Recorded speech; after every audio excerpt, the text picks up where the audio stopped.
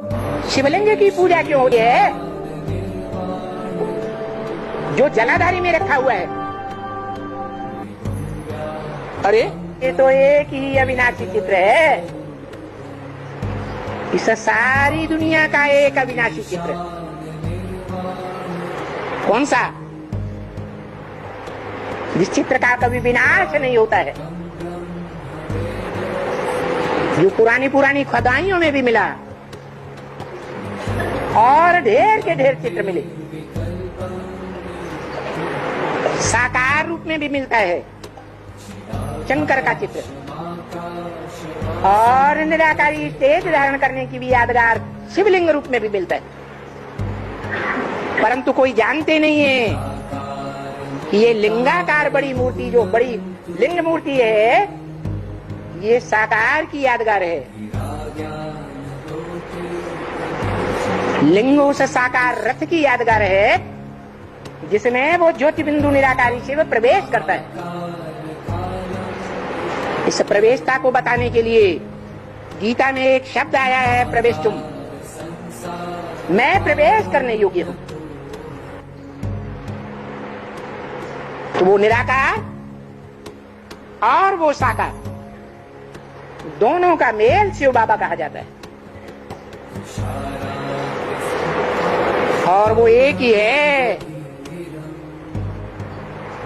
जिसका इस दुनिया में कोई को पता नहीं, एकदम पता नहीं। शिव की पूजा बेशक होती है, परंतु शिव बाबा आते हैं, आकर क्या करते हैं ये कोई को पता नहीं। पूजा क्यों होती है? अरे शिवलिंग की पूजा क्यों होती है जो जलाधारी में रखा हुआ है? अरे ये काम तो सभी मनुष्य मात्र करते हैं, राक्षस भी करते हैं, फिर उसकी पूजा क्यों होती है? कर्म तो एक ही है। उन कर्मेंद्रियों के द्वारा जो कर्म करते हैं वो तो शिव का कर्म भी एक ही है, मनुष्यों का कर्म भी वही है, और राक्षसों का भी कर्म यही है, जिससे संसार की उत्पत्ति होती है। परंतु शिवलिंग की पूजा क्यों होती है? इसीलिए होती है कि वो जो लिंग साकार है वो निराकार की याद में ठहरता है। याद में रह करके कर्मेंद्रियों से जो कर्म किए जाते हैं वो पूजे जाते हैं। और ऐसी निरंतर याद एक की सिवाय और किसी मनुष्य मात्र की ठहरती नहीं। इसलिए उस एक का नाम शिवज्योति बिंदु के साथ जोड़ा जाता है और उसके लिंग की ही पूजा होती है। देवताओं के सभी इंद्रियों की पूजा होती है एक लिंग को छोड़ करके। कमलपाद, कमलहस्त, नेत्र कमल, मुख कमल, कमल को किंग फ्लावर कहा जाता है। इसलिए कमल का फूल बहुत पावरफुल माना जाता है। कमल के फूल को 1 महीने तक रख दो, ज्यों का त्यों बना रहेगा। इतना पावरफुल फूल है। तो बताया वो शिव बाप एक में ही आते हैं, और वो एक कौन है जिसमें आते हैं? भारत में ही आते हैं। भारत शिव ज्योति बिंदु, चैतन्य आत्मा, जरा भारत की जमीन में आते हैं। जमीन जड़ है या चैतन्य है? तो जड़ में आते हैं, है? जरूर चैतन्य में आएगा। जितने भी प्राणी मात्र हैं उन प्राणी मात्र में सबसे श्रेष्ठ है मनुष्य, और मनुष्यों के बीच में जो सबसे श्रेष्ठ है, जो जन्म मरण के चक्र से न्यारा है, वो तो शिव है। परंतु वो शिव जिसमें प्रवेश करता है, वो वेद के जन्म मृत्यु के चक्र से न्यारा बन जाता है। निश्चय रूपी जन्म और अनिश्चय रूपी मृत्यु से न्यारा बन जाता है।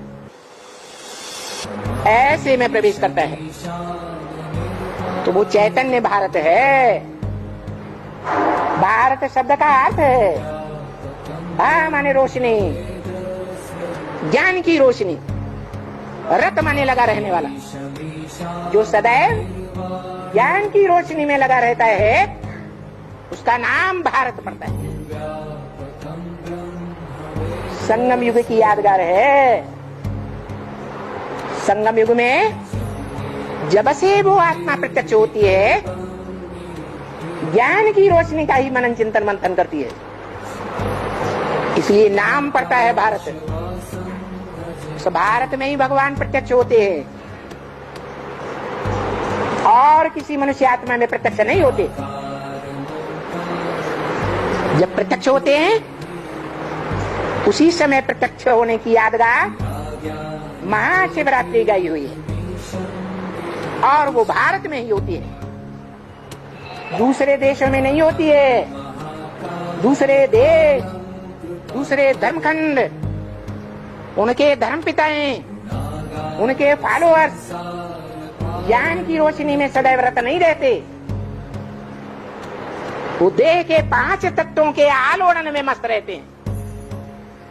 5 तत्वों का विश्लेषण करते हैं, पृथ्वी, जल, वायु, अग्नि, आकाश। ये 5 जो एलिमेंट हैं, इनमें बुद्धि को लगाते हैं। और भारतवासी काहे में बुद्धि को लगाना पसंद करते हैं? ज्ञान की बातों। और ज्ञान एक भगवान से आता है, अज्ञान अनेक मनुष्य गुरुओं से आता है। इसलिए मनुष्यों को नर कहा जाता है। नर क्या करता है? नर नरक बनाता है। नर माने मनुष्य का माने करने वाला। नरक बनाने वाला कौन है? मनुष्य। और स्वर्ग बनाने वाला कौन है? जो सदैव स्व स्थिति में स्थित रहता है। कौन? एक शिव ही है, जो इस मृत्युलोक में भी आता है। मृत्युलोक के पतितम कानी कांटे में आता है, पतित तन में आता है, तो भी स्व स्थिति में स्थित रहता है। देह की याद में स्थित नहीं रहता है। इसलिए बताया कि एक भारत ही है जो सदैव ज्ञान में स्थित रहता है। भक्ति मार्ग में भी सबसे जाति शास्त्र किसने बनाए हैं? किसका नाम बाला है? व्यास का नाम बाला है। नाम पड़ता है व्यास। भी माने विशेष रूप से, आस माने बैठने वाला। विशेष रूप से ज्ञान की बातों का आलोड़न करने के लिए बैठ जाता है। भक्ति मार्ग में भी वो शास्त्रों का मनन चिंतन मंथन विशेष करता है। सिर्फ मंथन चिंतन ही नहीं करता, प्रैक्टिकल में आचरण करने का भी पार्ट बजाता है। इसलिए भारत का लोहा दुनिया के सभी मनुष्यों ने माना है। अधिक जानकारी के लिए संपर्क करें आध्यात्मिक विश्वविद्यालय, block A 351-352 Vijay Vihar, phase 1, Rithala, Delhi.